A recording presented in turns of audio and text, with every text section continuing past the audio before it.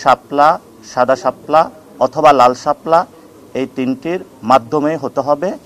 এর ব্যত্যয় করা যাবে না, এবং যদি করা হয় সেই ক্ষেত্রে আমরা ফার্দার আপনাদের সামনে উপস্থিত হব। যে আমরা এটা কিভাবে নিতে হয় সেটা আমরা ইনশাল্লাহ জানি। প্রথমত সাংবাদিক ভাইয়েরা এবং পুরো বাংলাদেশ, আমাদের জন্য একটি সুখবর আসছে। এই গণ অভ্যুত্থানের পরে আমরা যেহেতু গণতান্ত্রিক প্রক্রিয়া যাচ্ছি, আমাদের যে নিবন্ধন প্রক্রিয়া সেটা অনেকে যারা পরিশ্রম করেছেন পুরো দেশবাসী তাকিয়েছিল, সেটাতে আমরা একটি পজিটিভ সাইনের দিকে যাচ্ছি এবং এটা সুখবর আসছে। প্রতীকের বিষয়ে আমরা এখন আজকেও বলে আসছি যে আমরা শাপলা, সাদা শাপলা, লাল শাপলা, আমরা যে তিনটি প্রতীকের কথা বলেছি সেটা থেকে আমরা সরছি না, আমরা সেই জায়গাতে এখনও আছি।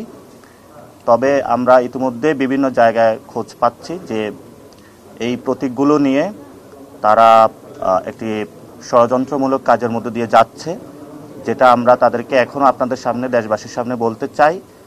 এনসিপি নিবন্ধনটা যেই প্রতীক হবে এটা অবশ্যই, আমি বুঝি নির্মাণের শিল্প, সালাম স্টিল বোঝে ডিউরেবিলিটি, সালাম স্টিল মোস্ট ডিউরেবল স্টিল।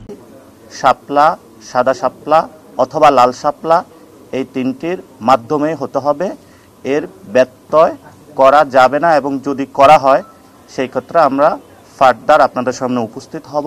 যে আমরা এটা কিভাবে নিতে হয় সেটা আমরা ইনশাল্লাহ জানি। 2 নাম্বার শেষ করি। আমাদের যারা প্রবাসী ভাইয়েরা রয়েছেন তারা অনেকগুলো কমপ্লেক্সিটি ফিল করতেছেন। তো এটা নিয়ে আমরা অলরেডি 2টা রাষ্ট্রে সফর করেছিলাম। আমরা চায়নাতে ছিলাম, আমরা জাপানে ছিলাম। সেখানে প্রবাসী ভাইদের সাথে কথা হয়েছে। সেখানে আমরা অন দ্য ফিল্ডে গিয়ে ভিজিট করে দেখেছি যে তারা কোথায় কোথায় প্রবলেম ফেস করতেছে।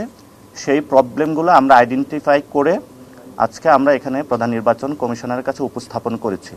আমরা কিছু আইডিয়া দিয়েছিলাম, তারা সেগুলো বাস্তবায়নের বলেছেন যে পদক্ষেপ নেবেন, যাতে আমাদের যারা প্রবাসী ভাইয়েরা রয়েছেন তারা যাতে এটাতে সুন্দরভাবে ভোটিং প্রসেসে অংশগ্রহণ করতে পারে।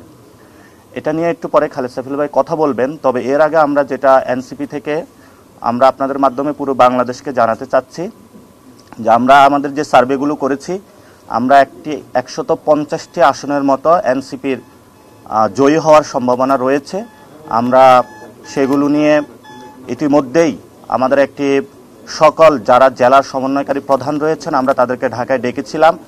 আমরা তাদেরকে মাঠে প্রস্তুতি নেওয়ার জন্য কথা বলেছি, এবং সেখানে যারা গণ অভ্যুত্থানে অংশগ্রহণ করেছিলাম আলেম সমাজের প্রার্থিতা থাকবে। সেখানে যারা আইনজীবীরা অংশগ্রহণ করেছিলেন লিগ্যাল জায়গা থেকে, তারা বাংলাদেশের পক্ষে লড়াই করেছিলেন, তাদের প্রার্থিতা থাকবে। সাবেক সেনা কর্মকর্তা যারা আমাদের বাচ্চাদের উপরে গুলি চালায়নি সেই সৈনিক ভাইদেরকেও আমরা পার্লামেন্টে নিতে চাচ্ছি। যারা এই গণ অভ্যুত্থানে নারীরা ছিলেন তাদেরও প্রার্থিতা থাকবে।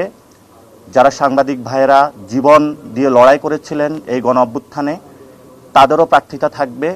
এই ধরনের গণ অভ্যুত্থানে যেই সকল শ্রমিক, মজুর, কৃষক, আলেম, নারী এবং আমাদের যারা সৈনিক ভাইয়েরা প্রত্যেকেই এই গণ অভ্যুত্থানের সাথে ছিলেন, আমরা তাদেরকেও প্রক্রিয়াগত জায়গায় রেখেছি এবং তাদের সাথেও আমাদের কথাবার্তা চলমান রয়েছে।